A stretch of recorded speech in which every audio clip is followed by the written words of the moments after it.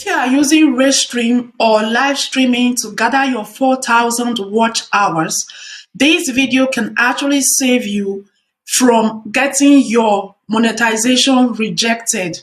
In this video, I am going to be sharing with you the strategies I use to ensure a smooth monetization process. Bear in mind that I used Restream to accumulate most of my 4,000 watch hours. So stay tuned and let's break this down together. First, let me state this clearly. Using Restream or live streaming, it's not bad. As a matter of fact, it's one of the best strategies you can use to gather your 4,000 watch hours.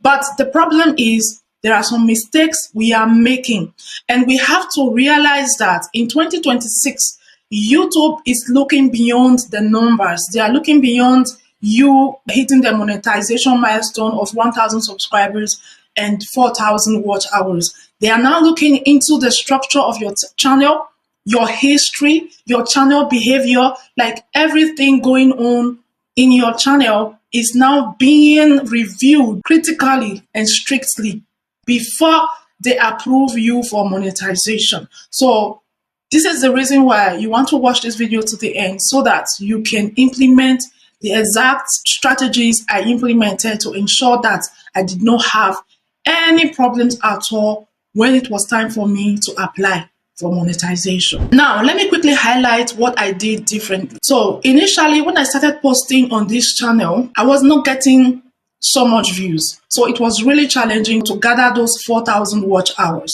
So I started restreaming videos. But what I did, immediately I hit 3,000 plus watch hours, I stopped restreaming because I didn't want it to look as if all my 4,000 watch hours are coming from these random videos I was restreaming. If you check my channel history, you will see that I was restreaming mostly animal videos, which has nothing to do with my real niche of YouTube growth. So I stopped restreaming different videos and I focused on creating long form videos related to my niche. I created playlists and I did my best to ensure that I was engaging in communities that can help me boost my watch hours by streaming my playlist, like-minded creators, watching my playlist from around the world, and ensuring that I am getting my 4,000 watch hours from different sources, from long form and from live streaming, and not just live streaming alone or playlist alone. Now, this reminds me of another creator who got rejected for monetization. And the reason will shock you. The reason is because that particular creator had almost 95% of her watch hours coming from playlist alone. So that was like a red flag for YouTube. So already they knew that that was not normal. So they rejected her monetization. This is why you want to be strategic when you are using any method at all to gather your 4,000 watch hours. So when I got to 3,000 plus watch hours, I stopped streaming videos and I just doubled down on creating long form video, posting twice a week and engaging with other creators just to attract traffic from different sources, right? And then also remember that when you hit 3,000 watch hours and you have over 500 subscribers, you are already eligible for partial monetization, which is going into the super times and membership.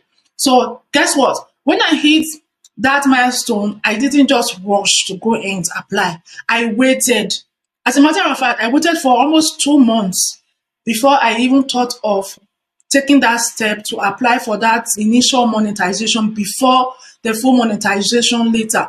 And once I realized that if they approve you for that first monetization, once you hit the 4,000 watch hours, they are just going to unlock your ads earnings. So I had to think very well what I wanted to do. Now, the reason why you want to ensure that you are not just focusing solely on live streaming, especially if you are streaming video live streams and you are not posting any long form content, it is going to be a problem for you. Because bear in mind, if you want your channel monetized, there has to be monetizable videos available, videos that are bringing information, entertaining, and creating value Okay, because YouTube, when they review your channel, they are going to be putting all these things into consideration.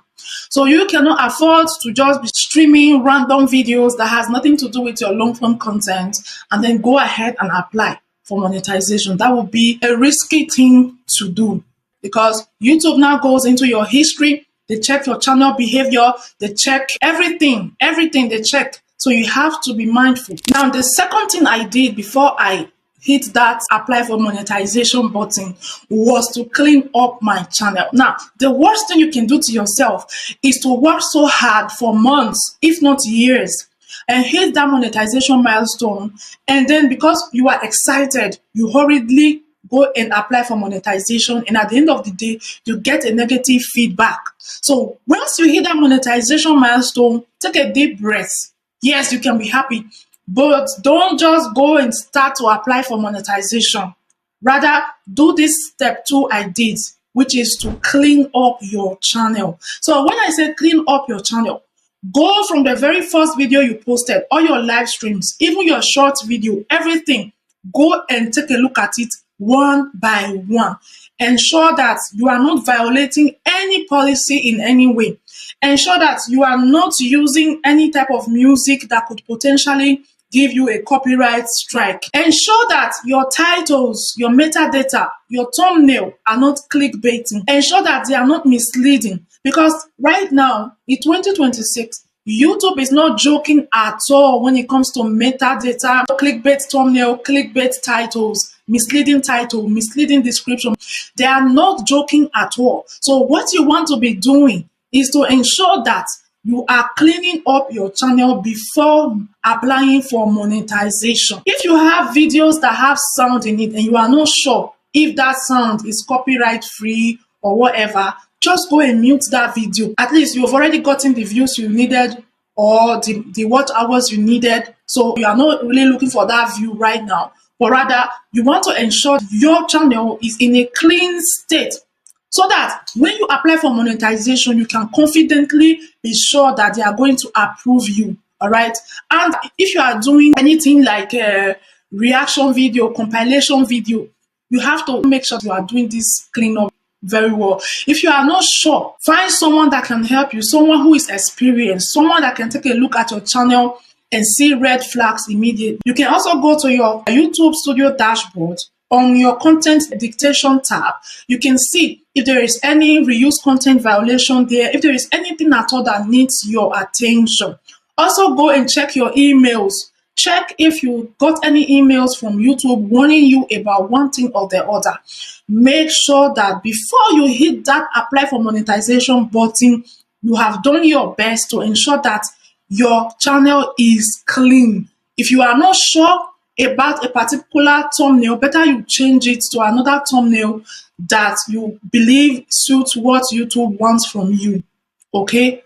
Don't be in a rush. Don't be in a rush. And don't forget that the purpose of you wanting to monetize your channel is because you want YouTube to show ads on your video. So make sure your videos are ad friendly. And one thing you should not do is deleting several videos on your channel before monetization. Peradventure, you go through your channel because you want to clean it up and you find a video that could potentially bring you trouble. Instead of deleting that and unlist it or private it, don't delete videos once it's time for you to apply for monetization. Your channel history should be clean as much as possible. And also bear in mind, if you go and delete videos or maybe private videos, the watch hour you got from those videos are going to be deducted from your overall 4,000 watch hours. So this is why before you even upload any video at all, do your best to make sure that you are not breaking or violating anything on YouTube. Very important. It will save you a lot of stress later on when it's time for you to apply for monetization. Don't just go and apply immediately. Give it time. You can even wait for a week, 2 weeks before hitting that apply for monetization button. Another thing I did was, before I even went to hit apply for monetization, I went to do my research. Do your research. What is ahead of you? Once you hit that apply for monetization, what comes next. You have to be prepared. Don't just hit apply for monetization and then in due process, you see that 1 or 2 documents are required and you don't have it ready. So basically, when you hit apply for monetization, the process is simply straightforward. A few clicks, agree to terms and conditions, and then you are done. But still, do your time to research, to understand what is ahead of you once you click that apply for monetization button. And understand that YouTube monetization comes in stages. It's process by process. So even though you get approved, you still have your Adsense process, you still have your address verification process. So you should already be doing research ahead to understand the documentation you need. You need to prepare. So once it's time for you to verify your address, once it's time for you to verify your Adsense account, you already have the necessary documents ready, your ID or your driver's license. Depending on the country you are based in, you might need different documentation. So you should be working ahead already and prepare yourself.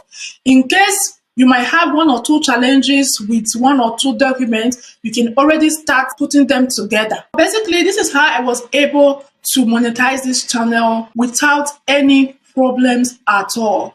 I use Restream, yes, but I did not depend 100% on Restream. I used it strategic. And if you are currently using Restream, I hope you got 1 or 2 things from this video that will help you adjust the way you are planning to monetize your channel. So if you are new to this channel, welcome. My name is Angela. I am the face behind this channel, and I am always happy to bring you useful content like this that will help you monetize your channel faster, tell you the mistakes to avoid, and also bring you step-by-step tutorials that can help you set up your channel the right way. So let me know in the comment section, are you currently live streaming on your channel?